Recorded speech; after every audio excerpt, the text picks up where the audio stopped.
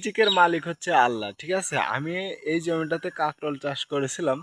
তো কাকরোলের এই যে জানালাটা দেখতে পাচ্ছেন, তো এইখানে একটা কিন্তু মানে দেখেন করলার গাছ হয়েছে। এই গাছটা কিন্তু আমি রোপণ করি নাই, তারপরে কিন্তু গাছটা অনেক সুন্দর হয়েছে এবং গাছে কিন্তু অনেক পরিমাণে দেখা যাচ্ছে ফুল ধরেছে। তো গাছটার গোড়টাও মাশাআল্লাহ অনেক সুন্দর ও চমৎকার। তো এবার আপনাদেরকে নিচের অবস্থাটা দেখাই, কেমন পরিমাণে ফল ধরেছে একটু দেখেন আপনারা। তো গাছে যেভাবে গাছটা বেড়েছে সেভাবে কিন্তু ফল দেখা যাচ্ছে না, দেখতে পাচ্ছেন এই একটা করলা ধরেছে এইখানে একটা, আর এমনি ছোট ছোট জালি আসছে দুই এক আধটা করে, এই যে এবং গাছটা কিন্তু প্রচুর ডালপালা মেলেছে। দেখায় আপনাদেরকে, এই দেখেন একটা।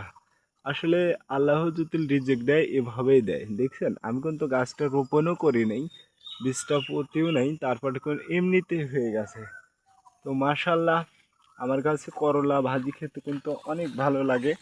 আপনাদের কাছে এই করলা ভাজি খেতে কেমন লাগে অবশ্যই কমেন্টে জানাবেন।